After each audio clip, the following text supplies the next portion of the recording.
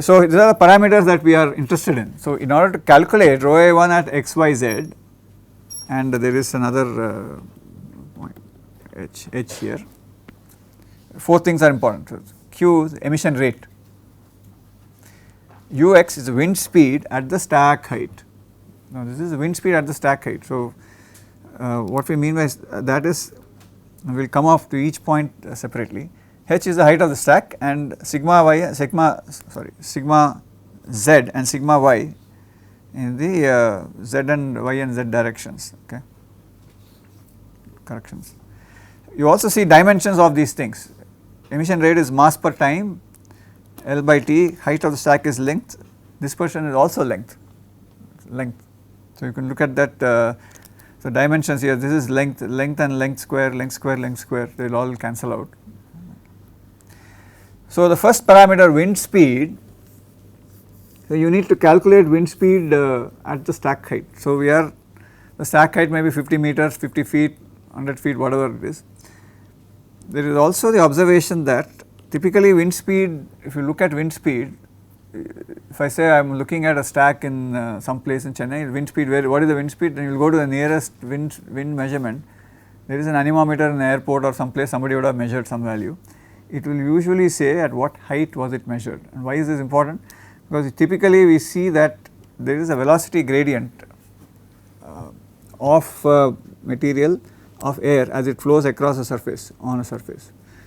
So, this velocity gradient itself is a function, as we had discussed in one of the earlier classes, that there is friction on the ground. So, the energy, the surface is drawing energy from the air mass, and therefore, the velocity that is present near the surface is smaller than something higher, and this transmission is happening, energy transmission is happening in this direction, energy is being lost towards the ground. So, the velocity is decreasing towards the ground. So, there is a velocity gradient that you expect, right. So, as a result, you find that the velocity at different heights is different, and so if I make a measurement here, if I have an anemometer here, but the stack is here, then you have to estimate what is the velocity here based on this, which means that if I know this gradient equation by some equation. So, this is an example. It could be different correlation, it could be linear, it's almost never linear, okay, it's non-linear, it's parabolic sometimes it is a power law, this is the power law equation, sometimes it is a logarithmic equation. Logarithmic means it is Ux equals n ln z. So, this is not the same. So, this is power law, okay. So, a lot of times this is an equation that will fit nicely. You have to measure the velocity gradient at a given location typically. You have to get multiple heights, velocities, and then fit it to see what is the form of the velocity gradient, whether it is logarithmic or power law or anything. And so, that is the easiest way of doing it, because the fluid dynamics is very complicated because in a place, in an urban area, the velocity gradient will be something, because the friction offered by the surface here is different from the friction offered in open ground or a forest or sea, okay. So, the velocity gradients are all changing within the city itself. So, it is best to get measurement, but if you do not have measurement, then whatever is the nearest measurement you have, you make an estimate. So, this is how it is done. So, if you have the relationship of velocity as a function of height, then you calculate the wind speed required for your Gaussian model, dispersion model. So, at that point. So, typically we do this. So, Ux at stack equals to Us at anemometer multiplied by whatever, say we are using this equation, we have Z anemometer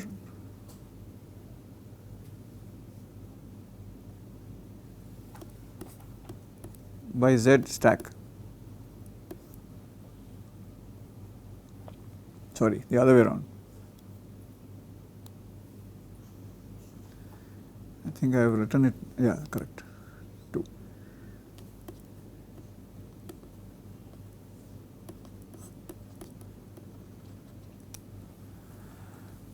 Raised to n.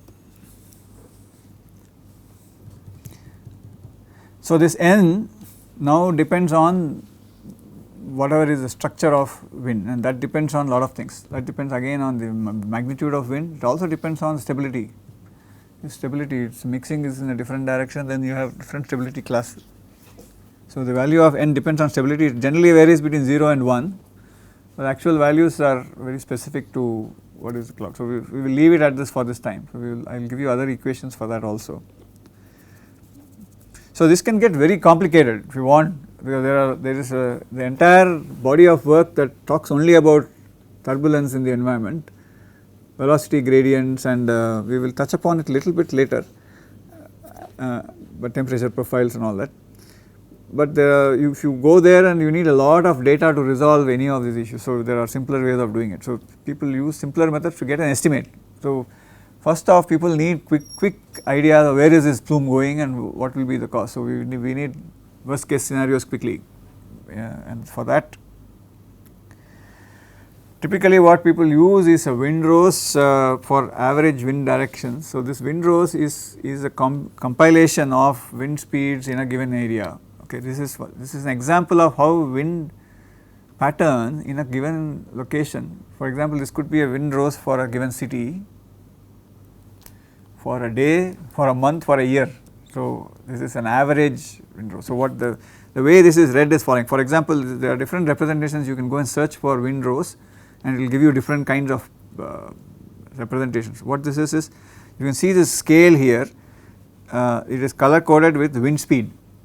So the red is the highest, it is about greater than 11 meters per second, and no color is 0. So the centermost point is no color, 0. The radius of this represent how much, what fraction of the time is this calm region, 0. So the radius of this, you can see numbers is 3%, 6%, 9%, 12, 15, means this indicates the magnitude of what particular value of wind speed, for how long did this persist. So if you are taking for 1 month, I am collecting data every hour, I have that much of data, right. I have 24 into 30, that many data points. What fraction of this is in, what is the distribution, is in some of them, 10 of them are 11 meters and higher, 20 of them are between 8 and 10 meters and so on. So we just make a distribution and we represent this distribution. You can see that there is a certain length for the light green, dark green, blue and all that, okay. So this is a very nice. This also gives you an additional information as to what is the direction of this wind. So you have plotted it on a polar graph, okay, so north, south, east, south. So this you have to be careful. This wind direction is from and to. Typically it gives you a very nice representation. It is usually from direction. Wind speed usually is, when it is reported as from. Wind, which says wind is northerly wind, which means its wind is coming from the north, which means its direction is in this direction, it is coming like this, yeah. So, but here this representation, this is the highest one, which means that wind is coming from the southeast. But you have to be careful, some people will plot it the opposite way, there is wind going to direction, it is coming from the north, it is going to the south, right. So they will also represent it as to, wind to direction, which is a very confusing way of doing it, but you have to watch. If somebody is giving you data, you have to find out whether it is, it can exactly mean the opposite, right. If it will change my Gaussian dispersion model. If I am saying to and from are interchanged, my entire dispersion model will change. I am looking at concentrations in the opposite direction rather than in this direction, okay. So the wind data meteorology is very important, that determines the entire thing. So a lot of times if you are looking at, say for example, I am looking at estimating Gaussian dispersion for a given, for a factory, I am setting up a factory, I know that this is going to be the emission, I want to find out what is going to be the impact on a given this thing. If I am locating the factory in Chennai, okay, and this is the windrows for Chennai, but the predominant wind direction is in this southeast or southeast direction for a large fraction of my time, and there is some fraction of time wind that is coming in this direction, right. So I need to, this will help me in finding out where I should put the, if a pollutant is released, it is going to go in this direction or in this direction, one of these two directions, which one, and then so I can determine whether I can locate the factory, where I should locate the factory and all that the windrows is useful in doing that qualitatively. Quantitatively, of course, you have to take the wind speed, and it also will give me an idea of what is the average wind speed over a period of time, which is the more. So, for example, what people normally do is they take windrows, monthly windrows, they will take January, February, March monthly windrows, they will see how is this windrows changing. If you are doing the estimate for this month and this month and this month, everything will change. So, you have to do for 1 month, you can't do for 1 year, a year is useless because it will give you an average picture, especially for places like Chennai, it will give you average. In places like Chennai, you can do hourly also if you want, but wind speed is reported every hour, it is not reported. If you go to meteorological this thing, they do not report, they report half an hour, every half an hour, so it is useless, but daily windrows is reasonably useful. So, as I said in the beginning, you have to find out why you are doing this and what is the objective of this. So, it all goes back to our original plan of why you want to do this, that objective must be clear. All these are only tools for doing it. The next is the dispersion parameters, sigma z and sigma y need to be estimated. So, these are caused by two things. One is the turbulent eddies caused by turbulence in both directions, y and z directions, and the thermal stability class. Okay. So, it is a very old classification and a system of what is called as the stability classes. This is very old, this is in 50s or 60s by Pasquill-Gifford, popularly known as this. This is not the current state of the art, but this is very useful, and for the reasons I will, the reasons are the previous slide. Reasons are to get the full information of dispersion, you need thermal profiles, because you need to calculate the adiabatic lapse rate and the environmental lapse rate. A lot of times this information is not available. So, people have just, this is a simpler, as you can see this table, you have surface wind speed, there is no specification as to where, which height and all that. It gives very simple instructions as solar insolation. Insolation means solar radiation. Very strong solar radiation means it is a bright day, sunny day, you have very high winds, moderate winds, light winds, and you have some cloud cover, no cloud cover, and then night conditions. In the night there is no solar radiation and you may have cloud cover or no cloud cover. See, in the night when there is no cloud cover, you can expect that cooling happens very rapidly. So, inversion will happen very nicely when you do not have any cloud cover. If you have a cloud cover, inversion will not happen because the radiation will be blocked. Cloud cover will stop that, and so the inversion will stop. Okay. So, this is a very qualitative way of doing it based on data, and so you can, people have defined stability classes based on this. So, you have A is extremely unstable, B is moderately unstable and so on, F is moderately stable, slightly stable and so on. So, as the classes increases, you are going from unstable to very stable conditions, D is neutral and so on. How is this to be used? You get the stability class based on this observation, which means that from weather data you know, oh, it was very cloudy, the wind speed was this much, it was in the daytime, I am going to use stability class A or B or C or whatever, and then I use these charts which is also given by them to give the value of sigma y and sigma z. So, sigma y does not change a whole lot, okay. You can see that stability class A to B are very close to each other, okay. So, it is on the y axis, x axis is the distance from the source. This is exactly giving you the plume shape, as the distance from the source is increasing along the x axis. As you are going from here along the x axis, you see that the sigma y is increasing, which means the plume is increasing. If you are looking at sigma y is increasing, so this distance is what we are plotting versus, if we are plotting this versus the x axis distance, okay. So, it is kind of going nicely, all of them are close to each other, irrespective of stability class, the distance difference is not that much. But if you go to the other one, sigma z, as the stability class is A, it's extremely unstable, you can see the difference between that and the difference between this, several orders of magnitude, 2 orders of magnitude. F is very stable, moderately stable, or so it is very low, it is the lowest dispersion, and it is consistent with our physical model of what stability can do to this. So, this is a very simple way of doing it. It is a very old this thing, and so the data that you need for this is wind speed, average wind speed, and data about qualitative information about whether it is sunny or cloudy and all that, that is all. Yeah.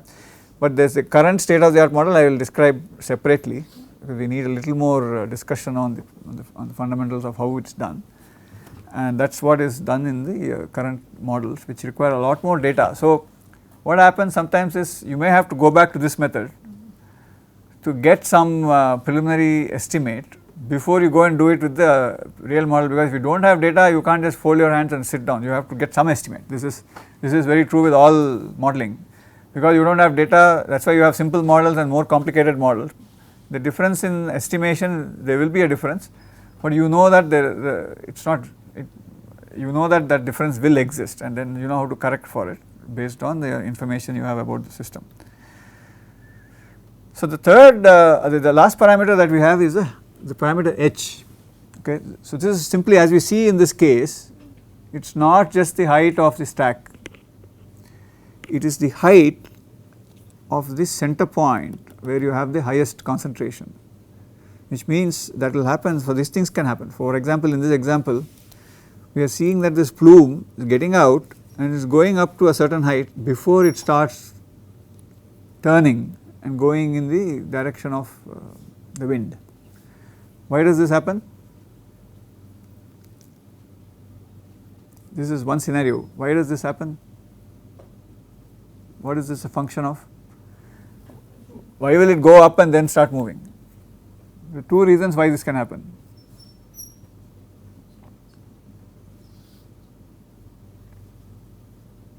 There are only two reasons for all of this. There are only two reasons. One is density difference because of temperature. You have high temperature emissions coming, it will go up, buoyancy will drive it up.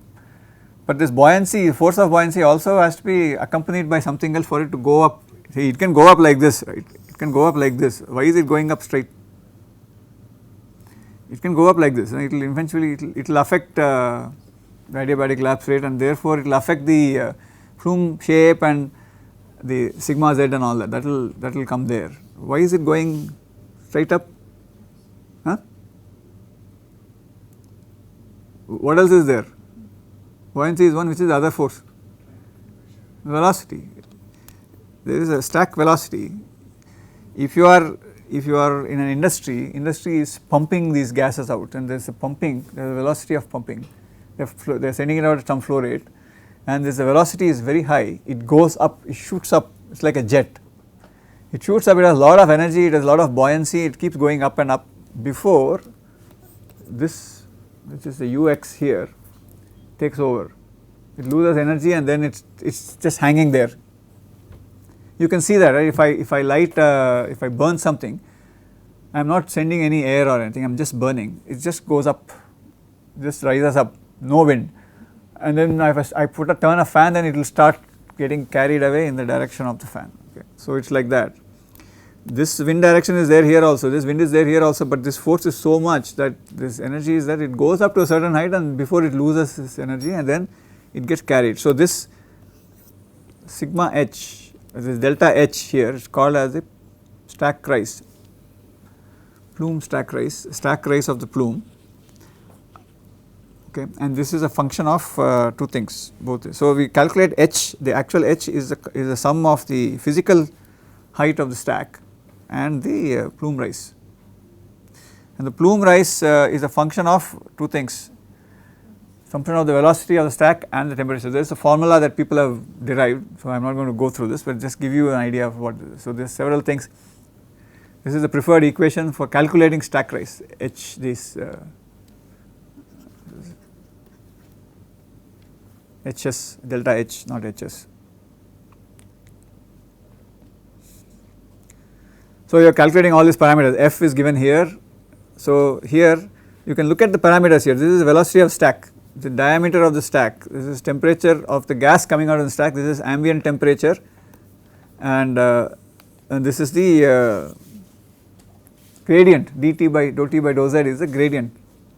This is the ambient temperature gradient, okay, which will tell you if there is inversion or no inversion. Stability class determination is done like this, which means you need a lot of data for this, at least in the near height. So, based on this you calculate the delta H. Okay. There is some other parameter here called U XF. Okay. Sometimes the purpose of XF here is this following. Sometimes what will happen is you have the stack here, this will happen and then it will start moving up. So, the rise will happen here, is going very straight. Sometimes this will happen and before that then it will start spreading out. So, there is a certain distance, that is XF. So, that distance it moves, the entire things, it goes in a jet, but the jet is moving like this, it is not going up straight, it is moving like this before it starts spreading, and that is a starting point for the spreading, the plume spread. So in this in the next equation you see this term called XF here.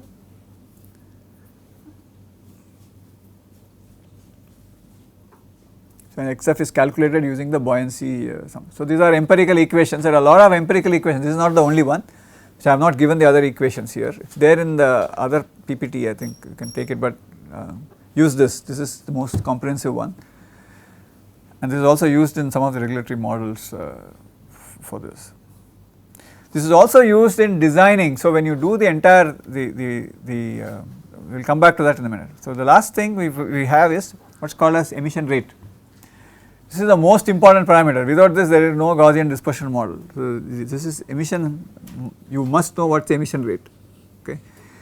So, emission rate in general, there are different types of way in which we estimate emission rates for different processes. But when you have things like a point source is different particular activities, particular industry, okay, we have the emission rate is calculated by the product of what is called as an emission factor and multiplied by an activity rate. The emission factor, so the emission factor itself is, for example, the emission factor example is mass of sulfur dioxide released per kilogram of coal burnt using some kind of a burner. Kilogram of what coal, which coal, everything comes here. Kilogram of Indian coal burnt using open stove. Yeah. So, it is a difference. I can burn coal, I can burn different kinds of coal, I can burn coal differently in different types of burners, combustion devices. I can burn coal in a power plant, I can pulverize the coal and burn it, do all kinds of things, right.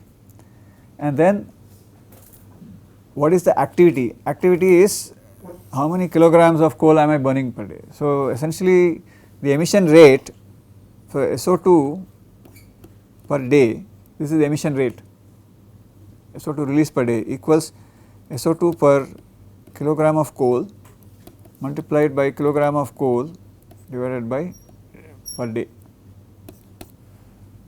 So, these two are different numbers, this number and this number is independent of this number. The activity rate, I can burn 1 gram of coal, I can burn 50 tons of coal a day, it is different, but the emission factor should be the same, more or less, unless you are doing under different conditions. So, the emission factor is listed for different sources. Okay.